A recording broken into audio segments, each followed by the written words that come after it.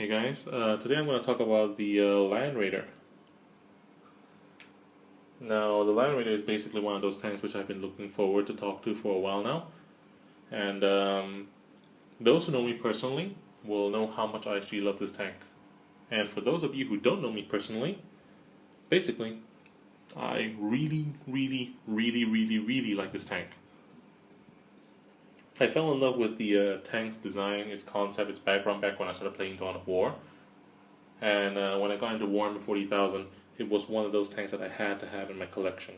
And here we are. Now, enough bantering. On to the background of the Landraider. Now, there are many variants of the Landraider, and the one that we have here today is basically the standard Landraider, or sometimes known as the Landraider Phobos. It is capable of operating in virtually any kind of planetary environment, and its hull fully isolates its occupants and from environments and provides life support functions, allowing operations on inhospitable and even airless planets.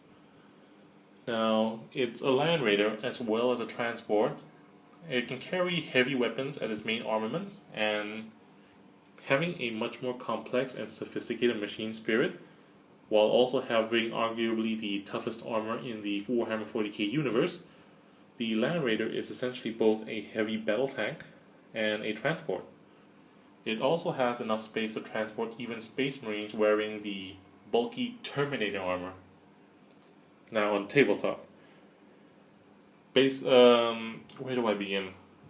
Essentially, it comes in at 250 points. I don't care, given how much I actually love this tank. In most games, I try to fit it in, no matter what. That includes all the other variants, such as the Redeemer and the Crusader, which I will cover in later videos. But, well, let's just have a look at the Landraider cost and what it brings to the table. Now, 250 points gets you the stock standard Landraider, or as I mentioned, the Landraider Phobos. Now, the Landraider Phobos comes with two twin-linked las cannons and a hull-mounted twin-linked heavy bolter. Power of the machine spirit means that you can also shoot one weapon at another target at its ballistic skill. So essentially, it can have a flexible role on the battlefield, but this particular variant of the Landraider I don't use as often as, say, the Crusader or Redeemer, because I also treat the Landraider as essentially a transport tank. Mind you, this tank is still pretty good on the battlefield for what it does. Strength 9, twin-linked las cannon. Twin-linked means that getting rerolls to hit, so half the time you can actually hit whatever you're aiming at. And the heavy bolter on the front actually has, it provides good anti-infantry capabilities, and at times it can also help provide the punching power needed to stop light tanks and all that. So essentially, if I do field this thing, I would be shooting the twinning las cannon at something heavy and power the machine spirit, the twinning heavy bolter, and shoot it at something light like, say, a rhino or just regular infantry. Now, most of the time, I don't really buy upgrades for the tank, but if I do, it's either going to be the twinning multi-melta or the storm bolter, just for that extra firepower. And the multi-melta does help when I do have to deal with tanks and all that. Transport capacity of 10 for this particular Landraider variant, which isn't all that impressive, because most of the time this particular variant, having the las cannons, I would usually sit it back somewhere behind field, not really moving. It's stationary, and it just pops off whatever it can hit with the las cannons and whatever it happens to be in range with the twinning heavy bolter. So it's not, to me, a transport, though it can function like a transport. Anyway, let's see, what else can I talk about it?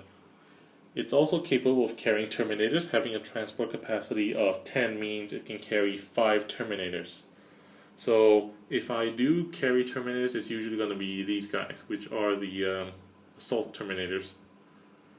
But the problem with that is I usually like to field my Terminators with a character, maybe either Lysander or something with power armor, and this doesn't allow it because Terminators can only come in squad of 5s at the present stage. So one squad fills up this thing already, so it's not really a transport tank. To me, it's just more of a sit back and shoot your enemy's face tank. Armor 14 goes without mention. It is basically the toughest armor in the game.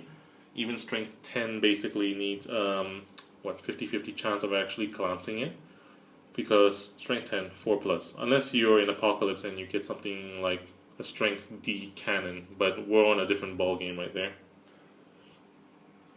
Anyway, yeah, that's all I really want to say about this tank.